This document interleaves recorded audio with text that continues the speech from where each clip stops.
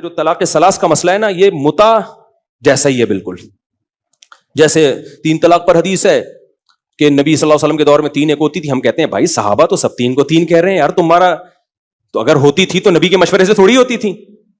عمار ابن یاسر کہتے ہیں ہم نبی کے دور میں یہاں تک تیمم کرتے تھے، ادھر تک. کوئی قائل ہے یہاں تک تیمم کا؟ بولو نا. اور صرف دور میں نہیں، حدیث میں آتا ہے نبی کی معیت میں، نبی کی موجودگی میں ہم نے یہاں تک تیمم کیا ہے. کوئی بھی اس حدیث کو نہیں مانتا. کہتے ہیں بھائی کیا ہے اس وقت، ہو سکتا ہے نبی نے تنبیہ نہ کی ہو، لیکن ہمیں جو نبی سے ملتا ہے وہ کہاں تک تیمم ملتا ہے؟ یہاں تک ملتا ہے. تو وہ کہہ رہے ہیں ہمارے ابن یاسر نے کیا ہے تو ان کا اپنا ذاتی عمل ہے. تو اس طرح جابر عبداللہ کہتے ہیں ہم نے نبی کے دور میں متع کیا، عمر نے روک دیا. ہم کہتے ہیں آپ نے، ہو سکتا ہے کسی صحابی نے کیا ہو، نبی کے علم میں نہ آیا ہو، لیکن بعد میں جب صحابہ ایک چیز پہ جمع ہو گئے، حضرت عمر قانون سازی کر رہے ہیں. بعض صحابہ سے یہ بھی منقول ہے، وہ کہہ رہے ہیں متع کرے گا رجم کریں گے. اور عقل بھی کیا کہتی ہے کہ اسلام میں ایسی بے غیرتی کی اجازت نہیں ہونی چاہیے.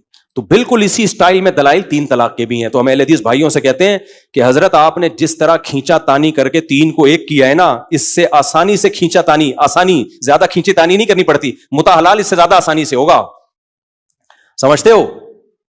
متع اس سے زیادہ، کیونکہ جابر بن عبداللہ جو کہہ رہے ہیں نا کہ ہم نبی کے دور میں متع کرتے تھے، عمر نے پابندی لگائی، جبکہ عبداللہ بن عباس کہہ رہے ہیں 3 نبی کے دور میں 1 ہوتی تھی، عمر نے 3 کی ہیں. تو عبداللہ بن عباس کا صحیح سند سے فتویٰ ہے کہ 3 ہوتی ہیں. اس کا جواب دینا آسان ہے، متع کا جواب دینا مشکل ہے.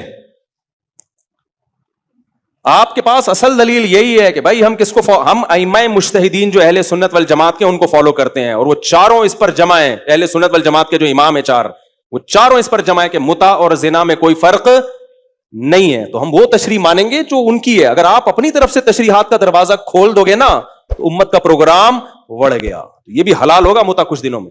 اور ایک صاحب نے تحریر لکھی کہ ایکچولی نوجوان جو باہر ملکوں میں جاتے ہیں ضرورت کے پیش نظر زنا سے بچنے کے لیے، ایکچولی اتنی پرابلمز ہوتی ہیں تو علماء کو اس پہ غور کرنا چاہیے. اختلافی مسئلہ ہے، بعض تابعین سے جواز منقول ہے، اور بعض جو ہے نا وہ اسلاف میں بعض لوگوں سے اس کا جواز منقول ہے. تو اختلافی تو مانو نا، پہلے ہی ہم سے منوائیں گے اختلافی ہے، اس کے بعد پھر کہیں گے جب مسئلے میں اختلاف ہوتا ہے تو لچک ہوتی ہے، تو ضرورت کے بیس پہ دوسری قول پر عمل کرنا کیا ہو جاتا ہے؟ جائز ہو جاتا ہے. لہذا پھر وہاں سے کیا کرو گے؟ جواز کا فتویٰ لو. جب تک ہم زندہ ہیں انشاءاللہ ایسا ہونے نہیں. اور جو بے غیرت دلیل دینا متع کے حلال ہونے کی، اس کو بول تو اپنی بیٹی متع کے لیے پیش کر. تو اپنی بیٹی اناؤنسمنٹ فیس بک پہ ڈال کے یہ متع کے لیے تیار ہے. تصویر نہ لگاؤ، نام پتہ دے دو اس کا. کوئی کرے گا غیرت مند؟ یہ ایک دم غصے میں آئے گا نا، وہ کیا خیال ہے بھائی غصہ کیوں ہو رہا ہے، اس میں بے غیرتی والی کیا بات ہے؟ ایک چیز حلال ہے تو اس میں غصہ کیا؟ اپنی بچیوں کے رشتوں کے لوگ اشتہارات ڈالتے ہیں کہ نہیں ڈالتے؟ اس میں کسی کو غصہ آتا ہے؟ ابے کیا ہو گیا؟ وہ کہ بغیرتی سمجھی جاتی ہے. شادی دفتر میں بھی جاتے ہیں، بھائی ہماری بچی ہے، اتنی کوالیفیکیشن ہے، کوئی مناسب سا منڈا ہو تو خوشبو لگا کے ہمارے گھر اس کو بھیج دیں. سمجھ میں آ رہی ہے بات؟ اس میں کوئی بغیرتی نہیں سمجھی جاتی. حضرت موسیٰ علیہ السلام کی جو اہلیت ہے، ان کے والد نے خود رشتہ پیش کیا کہ میری بیٹی میں آپ سے اس کا نکاح کرنا چاہتا ہوں. حضرت فاطمہ کا نکاح نبی صلی اللہ علیہ وسلم نے خود کس پہ پیش کیا؟ حضرت علی پہ. حضرت فاطمہ، سیدہ فاطمہ جب بالغ ہوئی، بہت رشتے آئے، فرمایا میں نے ان کو کن کے لیے رکھا ہے؟ علی کے لیے. بڑی فضیلت ہے سیدنا علی کی، ہے نا. تو اسی طرح صحابہ میں یہ تھا. حضرت تو بہت ساری مثالیں ملتی ہیں. اگر یہ متع حلال ہے اس دلیل کی بیس پہ کہ جابر بن عبداللہ صحیح مسلم میں کہتے ہیں نبی کے دور میں ہم متع کیا کرتے تھے، ابوبکر کے دور میں، اور عمر نے پابندی لگائی ہے، اگر اس حدیث کی بیس پہ حلال ہے تو بھائی جو اپنی بیٹی آپ اشتہار دو کہ ہمارے ہاں متع سینٹر کھلا ہوا ہے. سمجھ میں آ رہی ہے بات کہ نہیں آ رہی؟ متع سینٹر ہے اور اپنی بیٹی کوئی پیش کرے، یہ سن کے بھی اس کو کانپنے لگے گا غصے سے. اس کا مطلب یہ بے غیرتی ہے، اور بے غیرتی اسلام میں جائز بولو نہیں ہو سکتی. تو وہ حدیث کا وہ مطلب نہیں ہے جو لیا جا رہا ہے. تو یہ جو لوگ کہتے ہیں نا کل ما صح فهو مذهبی عن رسول اللہ صلی اللہ علیہ وسلم، جو کچھ نبی سے حدیث ثابت ہے میرا مذہب ہے، اتنا آسان کام یہ ہوتا نا فقی مسائل میں. جو حدیث جیسے آ گئی آپ نے عمل کرنا ہے، تو پھر متع بھی حلال ہوگا. پھر اور بہت سارے مسائل ہیں، تو تبھی اجتہاد ہوتا ہے. مجتہدین بیٹھتے ہیں، بڑے بڑے اسکالرز جو گزر چکے ہیں، انہوں نے زندگیاں کھپا دی ہیں قرآن حدیث کو سمجھنے میں، مرتب کرنے میں. اب جب مرتب ہو گیا تو ہم اسی کے پابند ہیں، ہمیں اس سے دائیں بائیں ہٹنے کی اجازت نہیں ہے. اور اگر کوئی اسکالر ہٹتا ہے تو اپنی ذات کی حد تک ہٹے، وہ پبلک کو اس پہ لانے کی کوشش مت کرے. وہ بڑا غرق کر دے گا وہ لوگوں کا. ہو رہا ہے غرق. اور ابھی متع پہ باتیں شروع ہو گئی ہیں کہ ایکچولی وہ مجبوری ہوتی ہے کہ نوجوان کیا کرے، کہاں جائے، تو مجبوراً ہم شیعہ مسلک سے لے لیتے ہیں، یا فلاں تابعی کا یہ مذہب ہے. ایسے شاذ اقوال تو ہر جگہ مل جائیں گے آپ کو. تو ایسے کسی نے مضمون لکھا ہوا تھا, مجھے اس پہ غصہ آ رہا تھا. میں نے کہا مجبوری میں زنا کو تم حلال قرار دے رہے ہو تو مجبوری کس بات کی رہ گئی؟ کتنا ٹائم لگتا ہے, جاؤ کسی طوائف کو پکڑو, 2 گواہ لے کر آؤ, بولو 2 دن کی شادی ہو رہی ہے ہماری, 1 ہفتے کی شادی ہو رہی ہے ہماری, اور 1 ہفتے بعد طلاق کے بغیر آٹومیٹکلی نکاح کیا ہے ختم. تو یہ زنا ہی تو ہے. فیملی سسٹم کو بچانے کے لیے اسلام نے زنا کو حرام قرار دیا تاکہ کمبختوں شادیاں کرو, جو کرنے کا کام ہے. اس سے وہ اس کا پروگرام اور بھی بڑھ جائے گا. جب متے سینٹر کھلیں گے تو شادیوں کا رواج بڑھے گا یا کم ہوگا؟ اور بیڑا غرق ہو جائے گا. متا سے کون چاہتا ہے کہ میری اولاد ہو؟ 1 ہفتے کی جو بیوی ہوتی ہے اس سے کوئی اولاد چاہتا ہے؟ کون چاہے گا اس سے اولاد ہو؟ تو اس لیے ہم اس بغیر, کبھی جب کوئی متے کے فضائل سنا رہا ہو نا فیس بک پہ, اس کو بولو اس پہ دلائل نہ علمی دیا کرو. یہ علمی دلائل سے مسئلہ, عوام میں اتنی علم دلائل سمجھنے کی صلاحیت نہیں ہوتی. اس سے کیا ہوگا, عوام آہستہ آہستہ اس کو ایکسپٹ کرنا شروع کر دے گی, کیونکہ عوام کے پاس علم نہیں ہوتا. وہ جب دلائل دیکھیں گے نا, یہ حدیث فلانی حدیث, فلانے صحابی کا قول, فلانے تابعی کا قول, اور فلانے بخاری کے راوی اس کی طرف منسوب, تو ایسی چیزوں سے آہستہ آہستہ عوام کہتے یار دلائل تو ہیں بیٹا دلائل, حالانکہ وہ کتنے پانی میں ہیں وہ دلائل, ان کی حیثیت کیا ہے وہ تو صحیح علماء جانتے ہیں, ان میں وزن کتنا ہے. ایک صاحب نے کہا کہ دیکھو شریعت میں مسئلہ یہ ہے کہ جو اختلافی مسئلہ ہوتا ہے نا, اگر گورنمنٹ اس پہ فیصلہ کر دے جج, تو وہ نافذ ہو جاتا ہے. مثال کے طور پر سعودی عرب میں چاند ایک دن پہلے نظر آتا ہے, یہاں کے علماء کو اس پر اشکالات ہیں, خود سعودیہ کے علماء کو بھی اشکالات ہیں. اب اختلاف ہے علماء کا اس میں کہ وہ ٹھیک ہے یا نہیں, لیکن جب گورنمنٹ نے فیصلہ کر دیا, سعودی عدالت نے فیصلہ کر دیا, تو وہ سب کے لیے نافذ. خوب سمجھو اس مسئلے کو, تھوڑا علمی بات ہے, بور نہ ہو جائیں کہیں آپ. جہاں بھی مجتہدین کے درمیان اختلاف ہوتا ہے نا کسی مسئلے میں, تو اس میں اب ریاست نے اگر کوئی فیصلہ کر دیا تو پھر شریعت میں وہ فیصلہ نافذ ہو جاتا ہے. سمجھتے ہو؟ مثال کے طور پر کسی نے طلاق بائن دی بیوی کو, 1 طلاق دی بائن. اب آپ تھے انڈونیشیا میں, ملیشیا میں, وہاں کی عدالت شافعی فقہ کو فالو کرتی ہے. آپ کا کیس گیا کورٹ میں, ٹھیک ہے نا.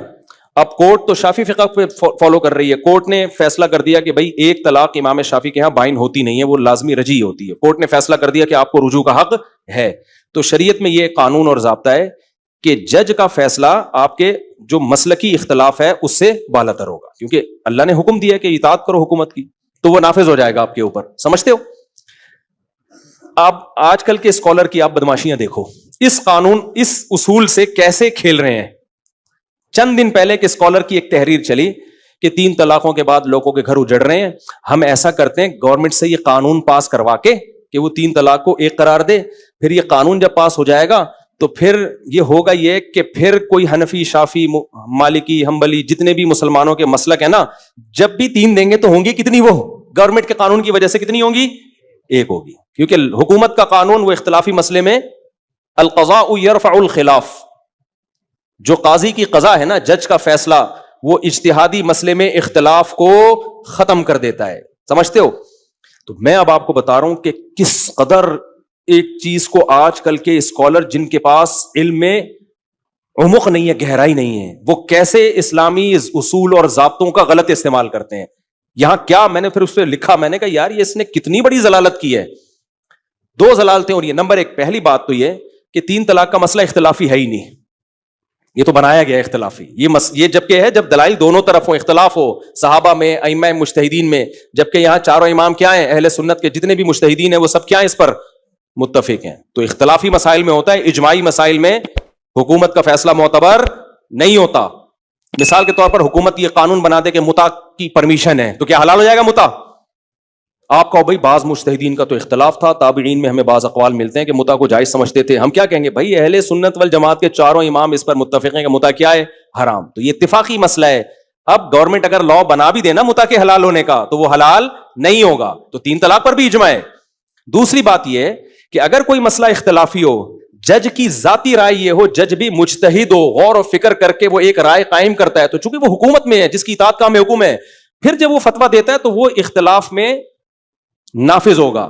یہ مطلب نہیں ہے کہ آپ کو پتہ ہے قول کمزور ہے, ضعیف ہے, آپ اس بیس پہ گورنمنٹ سے جا کے پاس کرواؤ تاکہ یہ نافذ ہو جائے. اس کی عالم اسلام میں کوئی مثال نہیں ملتی. یہ دین کے ساتھ بدترین خیانت ہے. نہیں آ رہی میرا خیال ہے باسن. یہ تو جج فیصلہ قرآن و سنت میں غور کر کے ایک فیصلہ نافذ کر دے, تو جج کی بات مسلکی اختلاف پر کیا ہوگی, شریعت میں حاوی ہوگی, کیونکہ وہ بھی اسلام کا ہی ہے, وہ قرآن و سنت سے غور کر رہا ہے. یہاں جج کون سا قرآن و سنت میں غور کر کے فیصلہ کرتے ہیں؟ یہاں تو جج جو ہے، آپ نے جا کے اسلامی نظریاتی کونسل کو کہا کہ جج کو مشورہ دو، پتا ہے کہ قول کمزور ہے، پھر مشورہ دے کے نافذ کروا دیا. یہ قضا یرفع الخلاف نہیں ہے، کیونکہ یہ دین کے ساتھ مذاق ہے، یہ دین کے ساتھ بدترین تحریف ہے. یہ سمجھتے ہو کہ نہیں سمجھتے ہو؟ تو خیر بات کہاں سے کہاں چلی گئی. تو میں آپ سے عرض کر رہا ہوں کہ فرعون نے جو کہا تھا نا کہ جو میری کھوپڑی ہے اس کے علاوہ کسی کی کھوپڑی ٹھیک نہیں ہے، تو یہ فرعونیت آج کل کے مذہبی اسکالرز میں ہول سیل کے حساب سے پائی جاتی ہے.